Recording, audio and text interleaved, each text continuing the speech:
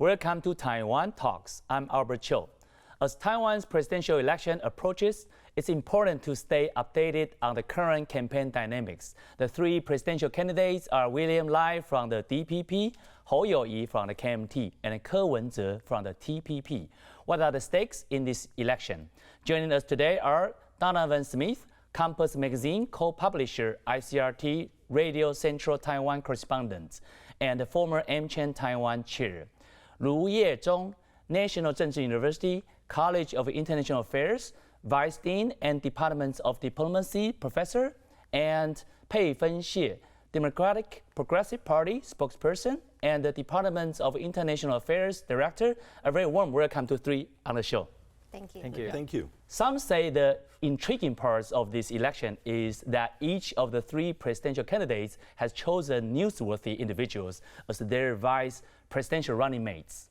William Lai selected Peifen Hsieh, the former Taiwanese representative to the U.S., who is quite popular in Washington circles. Hou You-yi invited Zhao Shaokang, a television talk show celebrity. There is speculation that Hou's limited oratory skills might be overshadowed by Zhao's charisma. Finally, Ke from the TPP has chosen Cynthia Wu, business executive and legislator. So the first question goes to Donovan. So how do you view these vice presidential running mates? What commonalities and differences can be observed among them? Well, I think fundamentally it's what they bring to their respective tickets, I think, is the most important thing. Zhao Shaokang, as you noted, he is kind of overshadowing Hou You-yi, a little bit like Jim Pucong did over the summer. But yes, he's a very flamboyant, very eloquent, a good public speaker. He'll be good on the stump. But I think primarily they brought him in because he comes from a 49er family that fled the Chinese Civil War to balance the ticket with Hou. And then also Zhao has a strong following of his own through the Blue Fighters and his media presence. So he brings quite a lot to the ticket. And since he's been brought onto the ticket, along with picking Han Kuo-yu at the top of the party list, the support among self-identifying KMT supporters has risen from about 2/3 to 90%. So this has really solidified the base. I think Shabi Kim, she'll bring a little bit, the hope is at least she'll bring a little bit more pizzazz to the ticket. The Lai campaign has been a little bit drab. And also that she'll bring more support from younger voters. At least that's what the opinion of Ma Ying-jeou is, of all people. And then, of course, Cynthia Wu, she's a lot less experienced in politics. She's only been a legislator for 1 year. The press has been kind of beating up on her a bit, I think some of it quite unfairly, to be honest. But she does bring a lot of international experience. She worked for a conservative MP in the UK for a little while, among other things. So she's got quite a strong background in that. She's also an heiress from a very wealthy family, the Shinkong Group. And then, of course, the press is having so much fun with their nicknames. Zhao Shaokang, previously known as the Golden Boy in the 80s and 90s. And then Xiao is, of course, the Cat Warrior. And naturally, they dubbed Cynthia Wu the Princess. So. Okay, that's quite an overview of the three VP candidates. Yeh-chung, so what's your observation of the three VP candidates? You can just you don't need to go through each of them, but you just mention what you think you should. I try to have three categories to judge the three VP candidates. The first one is about personality. The second one about their track record. And the third one is about whether they are complementary to their presidential candidates. So based on that, I think among the three VP candidates, they share some commonalities. They actually help the presidential candidates to further solidify their supporters within their own camp. I think this is good. And also, they share another similarity. They all have background with the United States or Western countries. And for Zhao Shaokang, it is worth noting, as Donovan just mentioned, he used to be called as the Golden Boy in politics in Taiwan. He used to be Taipei City Councilor and 3 terms as a legislator in our LY. And also, he was the director of Environmental Protection Agency in early 1990s. So I think in terms of track record, he actually has a very strong track record. So among other things, I think Zhao Zhaokang also, he was trained in the United States with mechanical engineering background, very pragmatic, well experienced in public affairs. So with his personal integrity, I think he is quite complementary to presidential candidate Hou You-yi. The typology is pretty useful for international audience to quickly get the whole picture. What about you, Peifen? Well, I think the commonalities among the three are that they are all complementary to their presidential candidates, and they are all newsworthy. So Xiao Biqing is a woman compared to Lai Ching-te being a man, and Xiao Biqing is relatively younger than William Lai, and also her focus is, her expertise is more on diplomacy, whereas Lai Ching-te is more known as for the domestic politics, domestic governance. And also Zhao Zhaokang, he has charisma, which Hou You-yi lacks, and also Zhao is able to attract the deep blue voters. And also for Xinxia Wu is a woman apparently compared to Ko Wen-je, who is a man, and Wu is also Xinxia Wu is also from a very wealthy family, which is believed to help Ko Wen-je's campaign. But they are also, the three VP candidates are different in the level of preparedness. So for the Lai Ching-te and Xiao Mei-king camp, they are very well prepared. They have been planning for this announcement of Xiao Biqing for months. So they, once they announce the candidateship, you can see like all the campaign related from the small gifts to all the aids and all the images. So it's you can see like it's a very well prepared VP candidates. Compared to Hou You-yi's Zhao Zhaokang, the VP running mate Zhao Zhaokang, and also Ko Wen-je's running mate Xinxia Wu, apparently because of all the blue-white, whether they will be on the same ballot or not, all the controversy until the very last moment. You can see like Zhao Zhaokang and Xinxia Wu, they have difficulties in catching up with the speed of the campaign. So I think that shows that how serious their the process of choosing their running mates. You can compare from the three different camps. All right, Yeh-chung, do you agree with her that Xinxia Wu and Zhao Zhaokang are not prepared? I think for TPP and also KMT, they really wanted to have this joint ticket in the very beginning. But of course, based on different political calculations, that didn't work out. But I think for both camps, they are ready to pick a suitable candidate for as a running mate for the presidential candidates. So I think it is quite worth noting that because the running mate, the presidential candidate, along with the VP candidates, you can see that they are mutually complementary to each other. And I think this is quite important because in Taiwan, for all the campaign, all the rallies, people want to see both of them, no matter which camp they belong to. So this is quite important. So with a focus on the VP's role in the campaign, I think that will be worth noting, but if we only pay attention to the VP candidate, that will be a little bit misleading about this campaign. The next question goes to Donovan. Peifen Hsieh, Taiwan's ambassador to the US, is the DPP's vice presidential candidate and the first with a foreign ancestry. Hsieh, who has a European and American mother, once held both Taiwanese and American citizenship. The Central Election Commission, actually CEC for abbreviation, has now verified her as a vice presidential candidate. So my question goes to you is, why is dual citizenship contention is such an issue in Taiwan? What concerns do Taiwanese have? Well, what's interesting is actually she's the second vice presidential candidate of mixed parentage with an American parent. Tammy Lai, who was the vice presidential candidate for Terry Go, who's since dropped out of the race, she was as well.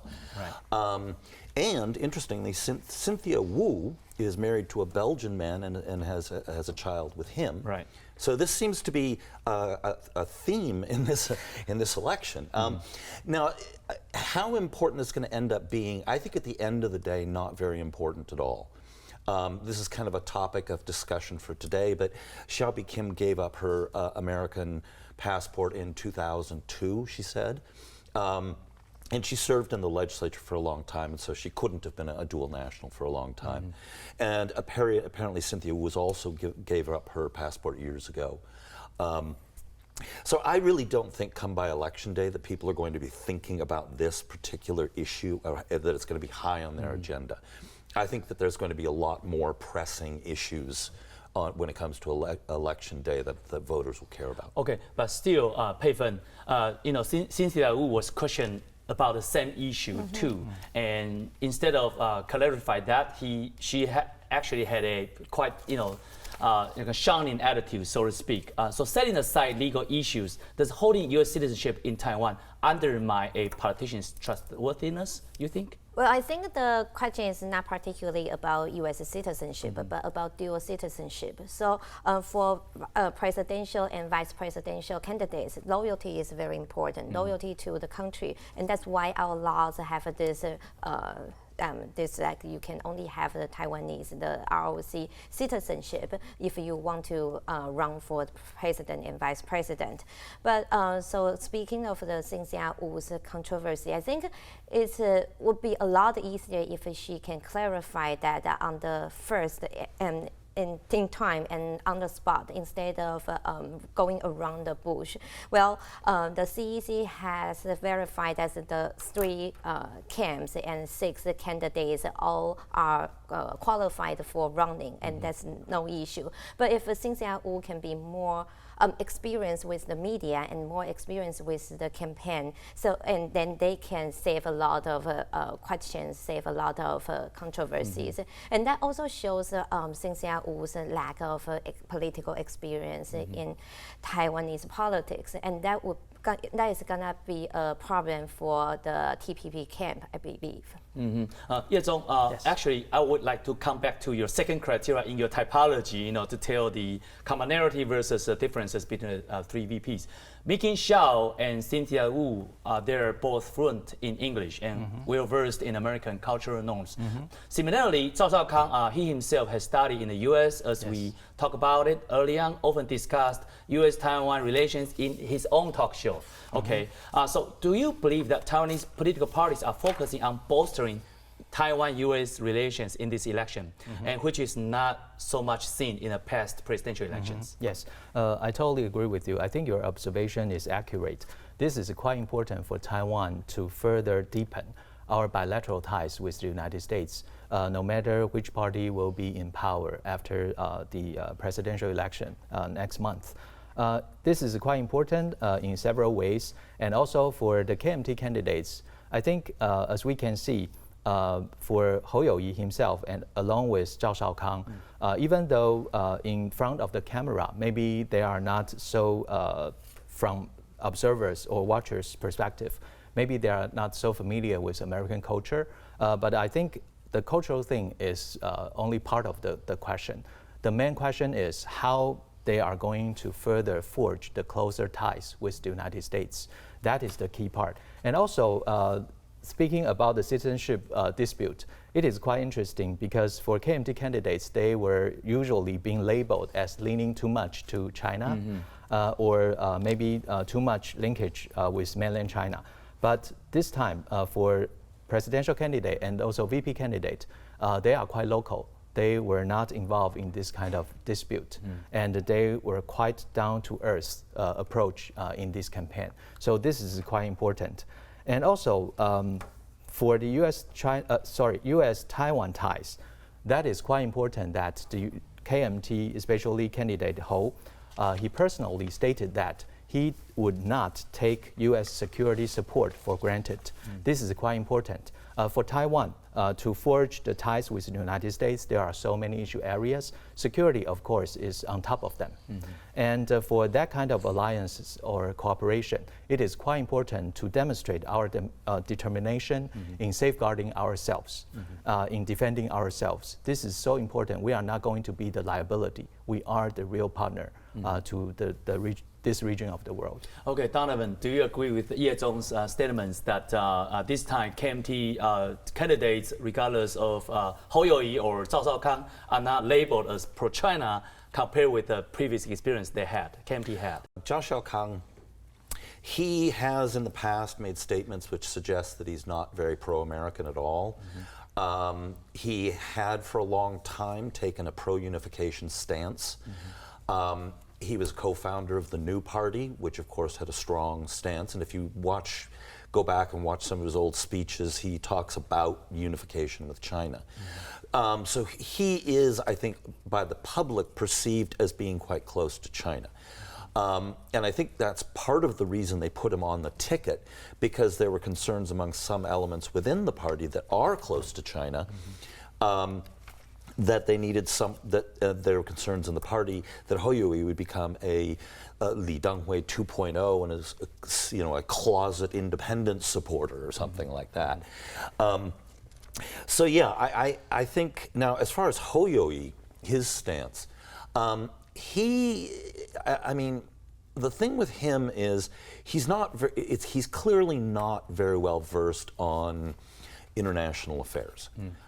He seems to have he's come to this quite recently. I'm not implying that he's a very smart man, but his background is in policing and local government.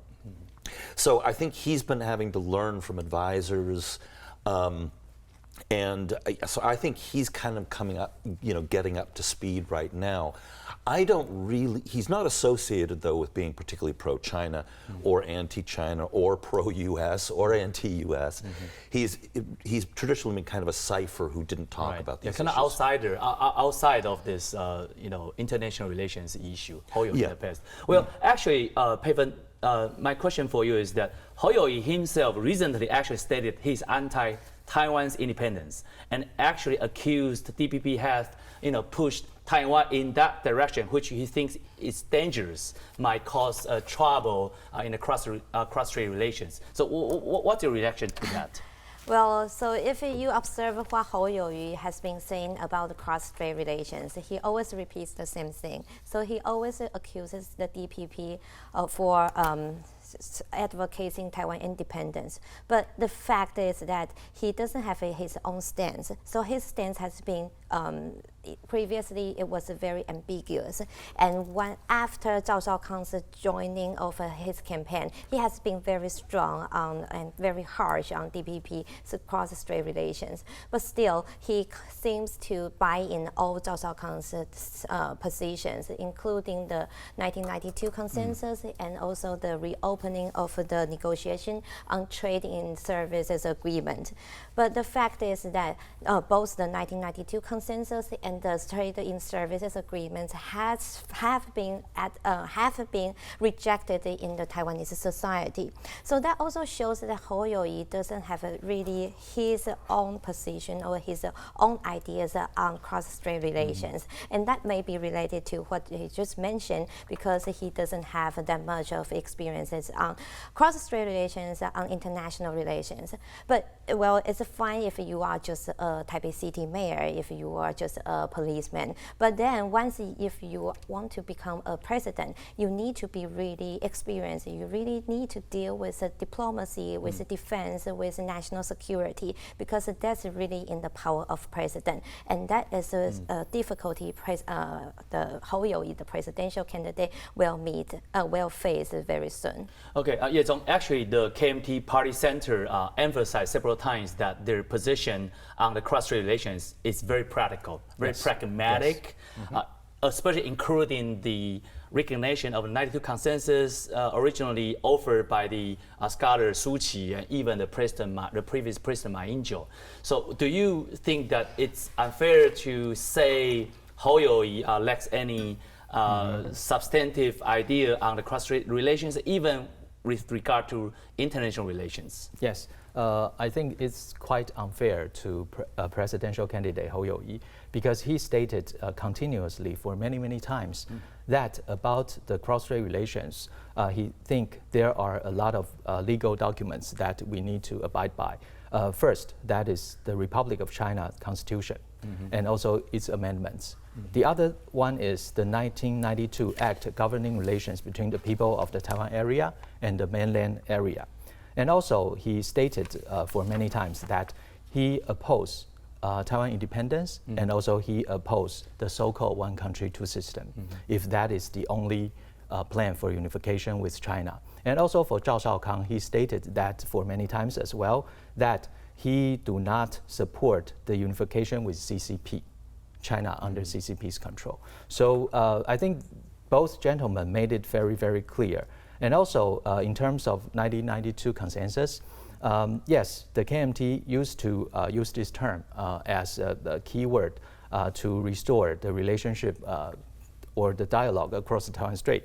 But this time, as Hou-Yu mentioned, he is going to follow the 92 consensus in accordance with ROC's constitution. That is the most important thing, which means there will be different interpretation for this concept. Of course, maybe Beijing would not be satisfied with this kind of statement, but as a president of the Republic of China, I think this is the correct proposition that he should have. And also, lately, especially in September, Hou Yu actually published an article on foreign affairs saying that he has no unrealistic expectations about Beijing's intention of seeking unification, and if necessary, by force. So he stated that very, very clearly. And also how to safeguard Taiwan's democracy and our own security. He proposed the 3D strategy. The first one is deterrence, followed by dialogue and de-escalation. So unlike his predecessors within KMT, maybe especially the DPP would like to label KMT as leaning too much on dialogue. But this time, it is actually deterrence, defense. That is the most important Before thing. you two jump in, I actually have a really quick follow-up for Yeh-chung is that, what about the defense policy? Because the 1-year military service was recovered by President Tsai Ing-wen. And Yes. Zhao Shaokang now said that he wants to change that back to 4 months. Is Hou Yu okay with that? Because it's one presidential candidate, the other one a VP. Are we going to see any inconsistency between the two persons? Yeah, sure. Of course, everyone can try to drive a wedge between the two gentlemen. But I think the key part is, in accordance with ROC's constitution, the president will be the one who made the decision on national defense. And for Hou Yu, he actually said that about this conscription service period of time. He said that there are some preconditions if we are going to think about to put it back to 4 months. For example, the preconditions is quite clear. That is, we need to restore the peace across the Taiwan Strait first. And then by peace, we are not suggesting that this is only judged by Taiwan. Right. We should coordinate with our allies, with our friends, to make sure that this region is already very peaceful and quite stable. And then we can think about having this back to 4 months. So there are preconditions. Okay, what about you, Donovan? Any response to this, going back to the 4 months by the KMT, camp idea? Well, Hou initially came out against extending it to 1 year, and then backtracked and said that he did support it. But yes, his description is correct. He said that there are certain conditions that would have to be met to bring it back from 1 year to 4 months. So essentially, that's what's been going on. Anyway, we have to come back to a broader picture when the next Taiwan's next president comes out regarding the Xi Jinping, his relationship with our next president. She actually told Biden, as we all know, he doesn't plan to invade Taiwan by either 2027 or 2035. Does Xi lack commitment to unify Taiwan before leaving office? How might he engage with Taiwan's next leader? Briefly answer, yeah. It really, it depends on which candidate wins, obviously. Now they've set the precondition that whoever wins has to accept the 1992 consensus. Ko Wen-je and Lai Ching-te, of course, don't accept it, or William Lai. And then Hou Yu does. So they may meet or talk if if Hou You-yi wins. Now, Ko Wen-je believes that he can form some other kind of formula to be able to talk to Xi Jinping and the CCP, but the Chinese side might accept a different formulation, but only if it includes the concept of a one China within it. Okay. In short response to what Peifen just mentioned, after Zhao Zhaokang became the VP, I think in all policy issue areas, both gentlemen are quite coordinated on this, and especially for national defense. As Albert just mentioned, Xi Jinping made the statement to Biden that he's not going to invade Taiwan before 2027. But I don't think we should rely on Xi Jinping's words. Right. We should get prepared. That's why Hou You-yi actually proposed to elevate and establish an all-out defense mobilization council to the cabinet level. Instead of we only have that in an agency level under the Ministry of National Defense right now, so that we can have better coordination in response to any possible threats from across the Taiwan Strait. Okay, Peifen. So no matter who wins the election in 2024, I think one thing we have to remember is that Xi Jinping is a dictator. It's not a democratic society. China is not, and not trustworthy. So whoever wins the 2024 election in Taiwan, that president has to really prepare Taiwan for every scenario, including the worst case scenario. And that is why actually I agree with what President Tsai Ing-wen said the other day. That's we have to lock our door, not because we want to provoke our neighbors, but because we want to really safeguard our own country, our own home. Okay, Peifen, Yeh-chung, and Donovan, thank you for the wonderful insights. Thank you. Oh, thank you. Our guest speakers have offered insightful perspectives on the current dynamics of Taiwan's presidential election. This election is unique in many ways, including the 3 VP candidates who are more or less connected to the U.S. Did you enjoy our show? Leave us a message and subscribe to Taiwan Talks. See you soon.